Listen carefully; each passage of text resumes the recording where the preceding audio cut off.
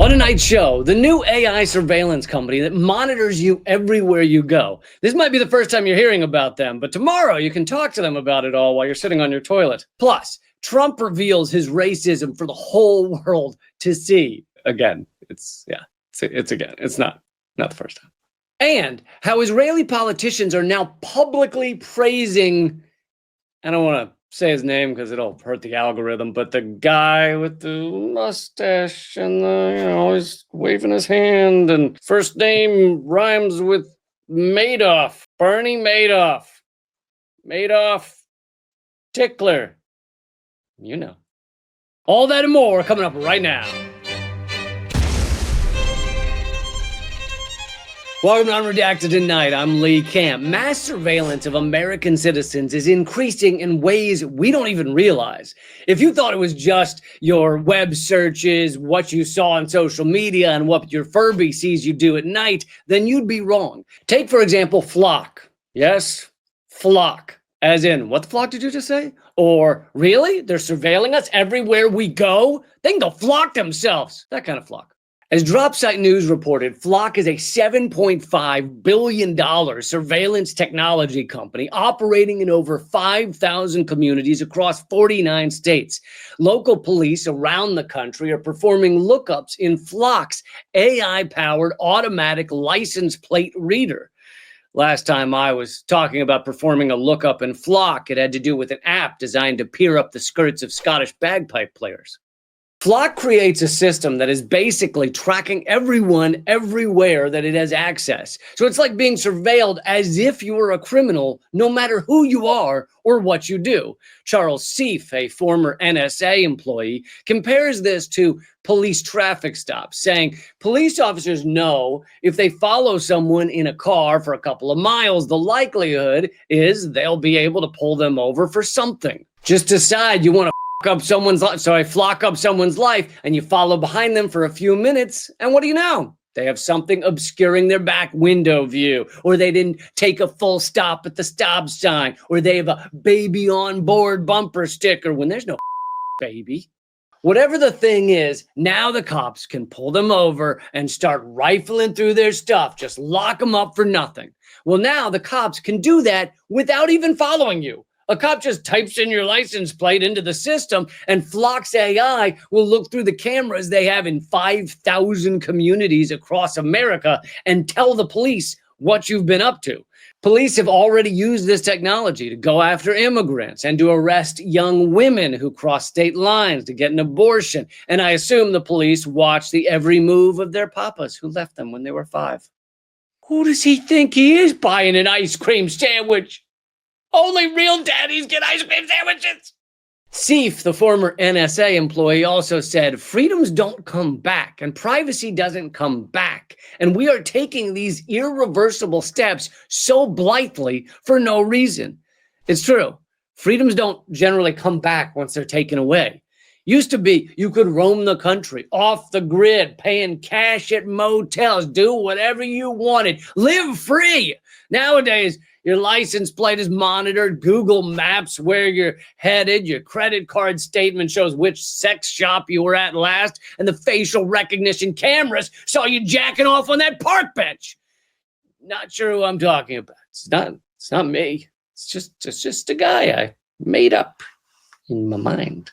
Flock says their systems can read license plates day or night with vehicles traveling up to 100 miles an hour. So let that be a lesson to you kids. Drive at more than 100 miles per hour all the time. Even just going to the store or the dentist or whatever. Do it at 120 if you want to live a free and safe life. Safe from the police, obviously, not safe driving. You're going to crash and die, but you'll crash and die free. Many of the Flock cameras are put up voluntarily by homeowners, and many others are approved by city councils with little to no feedback from the public. Flock records billions of license plates every month, and there's not even any guarantee this info can't be hacked and viewed by others. Or hell, viewed by Flock employees. Those mother Flockers with their spyware. Flock! You might recall this is exactly what happened with the NSA. Several years ago, we found out NSA staff had used their tools to spy on spouses, ex-lovers, etc. But I'm sure Flock is different. Nothing is more noble and trustworthy than Flock, your neighborhood multi-billion-dollar dystopian surveillance company. 404 Media reports that Flock is in the final stages of developing a new tool called Nova, which can connect people, vehicles, and locations. Basically, a cop can type in your license plate, find out everything about a person, even hacked data revealing their entire life. And I'm sure it's not long before predictive models tell the cops where that person is likely to go, what they're likely to do. And that's why I spend about 2 hours every day doing things like driving to a Target, buying a half dozen Bratz dolls, then throwing them in the public pool, just throwing them in there, then swerving down the street until I get to a local bank, opening a new account just to put $20 of Malagasy Ariari in it, which is the currency of Madagascar. Then I take 2 live chickens. Those aren't for me. I use them to buy sails for a sailboat I don't own from a guy who does that kind of thing. None of these actions have anything to do with my real life. I just do them to throw off the predictive algorithms. Good luck predicting me, you AI mother. It's time well spent. I think it's time well spent. Last year, Flock even acquired a drone company, Aerodome, to begin offering our brutal police forces drone integration. Let's not forget, the U.S. is also the largest prison state in the world. Nobody locks up more of our citizens than we do. Somehow, almost every other country is able to have functioning societies without putting flocking everyone in prison. And systems like Flock are meant to lock up even more people, many of them for so-called crimes that are not crimes, like a young woman exercising her sovereignty over her own body. I don't mean abortion. I mean getting away from Shannon Sharp.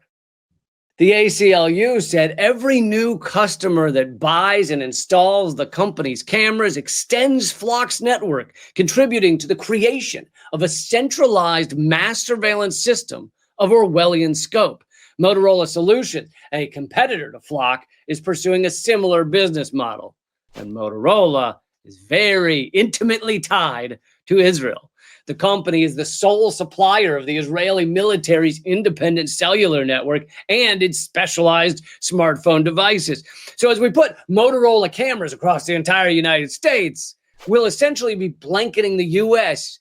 with Israeli surveillance. Good times, high five. I love Israeli surveillance because Israel hasn't ever done anything wrong, so we can trust them. When was the last time Israel was frowned upon? Now you may think, doesn't matter if it helps stop crime, then I don't care if we have cameras everywhere. Well, how exactly are we defining crime? Taking away someone's right to privacy is a crime. Is Flock helping to stop that? In fact, Flock has broken the law in other ways, too. They've failed to obtain correct permitting for hundreds of its camera installations on state infrastructure. Plus, last year, a Virginia judge rejected the use of Flock evidence, equating the camera evidence to following someone around for a month without a warrant. I think we have a word for that. Oh, stalking. That's a crime. I hope the police were able to catch the criminals who did the stalking. Maybe they could track their license plates and find out where they're going. Oh, look, it says they're going to the Flock offices. I bet we could arrest them there. Oh, but that's not how it works, is it? I get it. The Flock execs committed good guy, rich person crimes that aren't, real crimes. No, those just get you a little fine, little slap on the wrist. Oh, you rascal, you. The Flock technology system is really for catching the bad guy, poor person crimes like stealing a package off a stoop. Those are the real bad guys. You see, using a criminal organization like Flock to stop crime is like using Mark Zuckerberg, Peter Thiel, and Elon Musk to help everyone better understand that billionaire, neurodivergent, sociopathic oligarchs are good people, just like you and me. How quickly mass surveillance of our every move spreads across the country is up to all of us. Do we support it, endorse it, and help install the cameras ourselves? Or do we fight back? I'll tell you, I've added something to my daily chores. Rubbing dog dew on all those flock cameras. Good luck reading license plates through that. AI, futuristic, dystopian surveillance versus dog dew. Dog dew wins every time. Every time.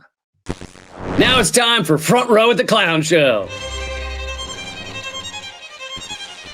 Some people believe we live in a simulation, and I've always said I'll believe that when I see a professional hockey team mascot chased down a river by a wild bear. Well, that day has come. This guy, the Seattle Kraken's troll thing, was out fishing when this happened.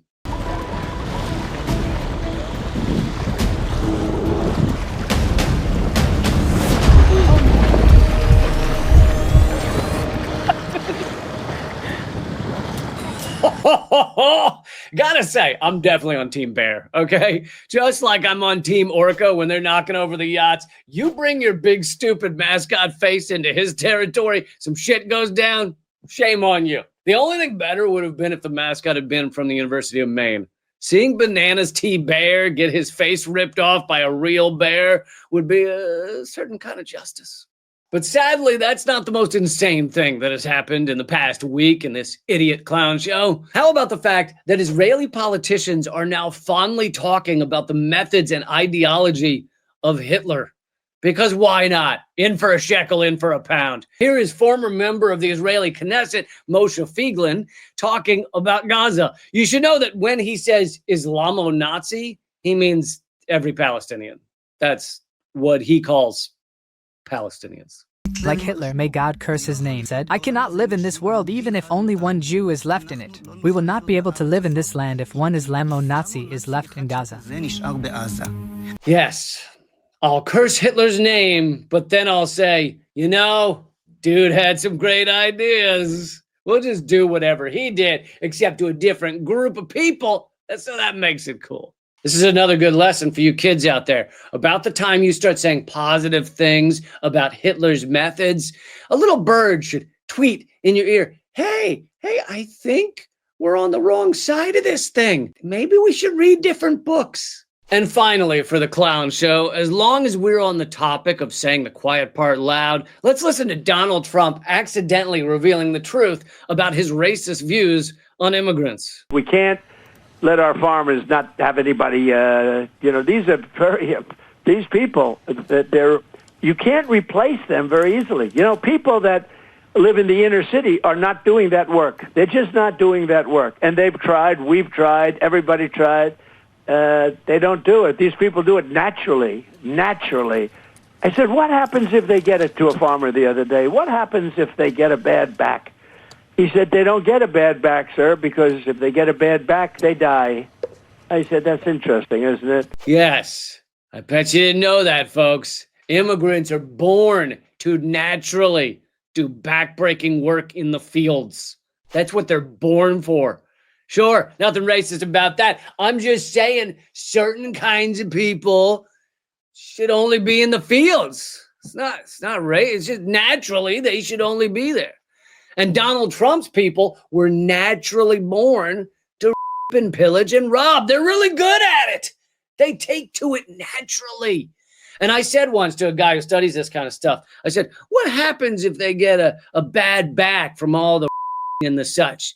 And he said, they don't get a bad back or they die. Yeah, take away their raping and they just die. It's interesting. Well, I gotta say, Trump is so refreshing, right? Joe Biden was one of the most racist presidents we ever had, if you look at his actions, but he didn't want to tell you about it. Trump wants to tell us about it. That's so nice. More refreshing than a mint julep on a hot day while sitting on a plantation porch. Let's move on to the solutions are out there.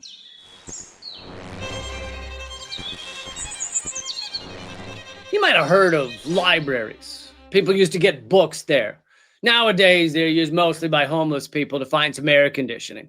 Because actually taking care of those with the least in our society would be, just so cringe, right? The best, most caring, most ethical thing to do is leave them on the street and point at them as you drive by.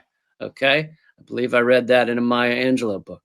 Anyway, as I recall as a kid, we would go to the library, we would pick out a book we wanted to read, we'd check the book out, and it was all free.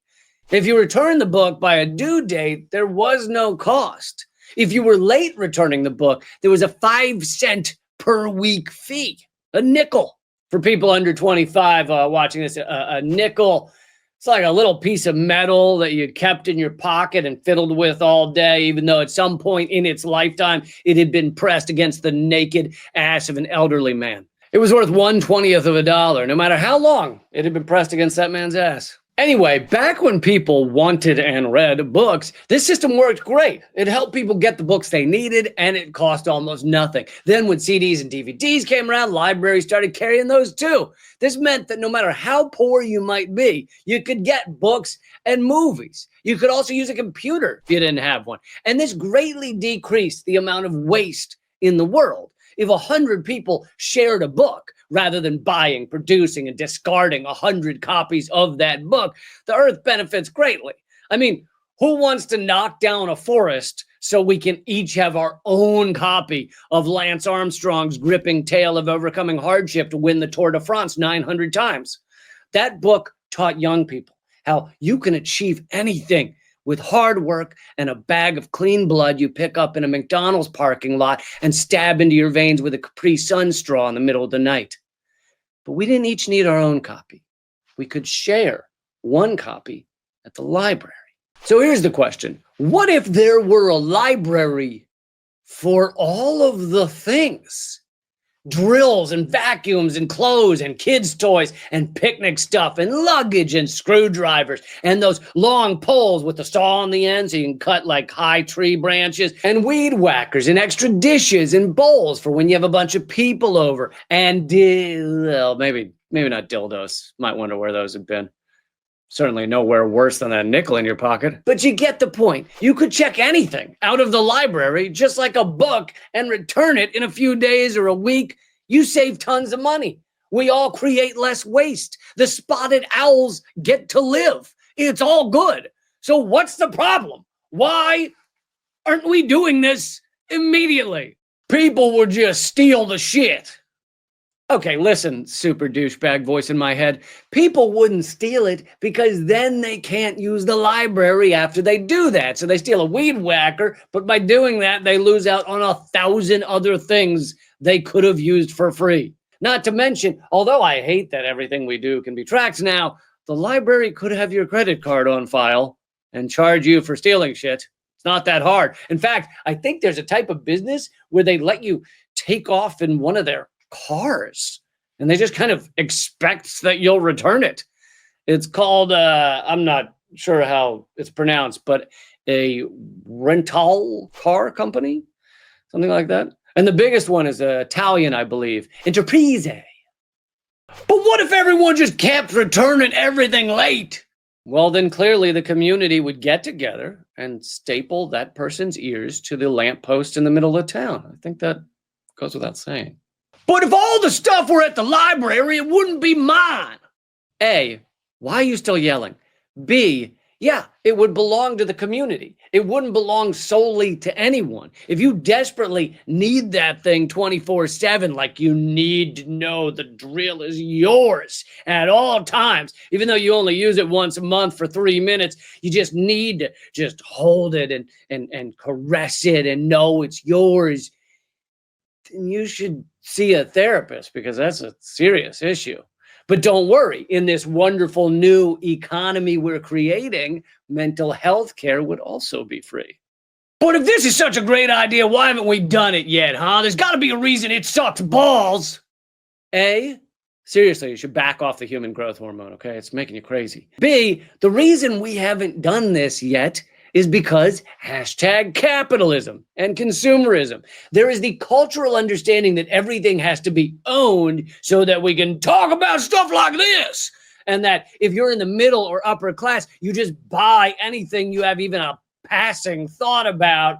What? There's a device that can automatically pour water into my cat's dish without me having to bend over at the waist once a day, that needs to be mine in the next 7 seconds. But the real reason there's no library of everything is because just the idea of it would undo all of the capitalist indoctrination. The belief that you have to work your ass off so that you can buy all of the things. A library of everything could spawn all kinds of dangerous ideas. What if there were a community garden, but it wasn't like a garden? It was like a whole farm. And if you came and helped out a little, you could harvest the crops and feed your whole family for free. What if there were a library of healthcare and everyone could just get some? Oh, shit. Before you know it, the whole exploitative house of cards is falling down. This is why we must stop the everything library from ever taking hold, okay? Don't let it happen. In fact, you should vote with your wallet by buying loads of shit you hardly use and just keeping it for yourself. Don't let anyone borrow it. That's how it starts. And now, let's go to headlines from the future. Coming up in 2 weeks, you'll read, Mother with 3-year-old just wants to enjoy these golden years before AI singularity takes her baby. Aw, that's beautiful. And in just 5 days, we'll hear, in an emotional national address, Trump vehemently insists the teenage girls trafficked to him did not come from Epstein. See, he is a good guy. And in local news, 1 month from now, we'll find out Chicken Nugget Night hastily changed to just Nugget Night after reading ingredients on package. They taste like nuggets to me. That's the show. There's a new one every Thursday. Put it in your calendar. Also, we're now on Means TV, the only worker-owned, anti-capitalist, anti-censorship, pro-Palestine streaming platform. You'll love it, and you can support this show by signing up. Go to means.tv. Use promo code Lee when checking out. You'll get 20% off. Okay, see you next Thursday. The revolution will have laughter. Keep fighting.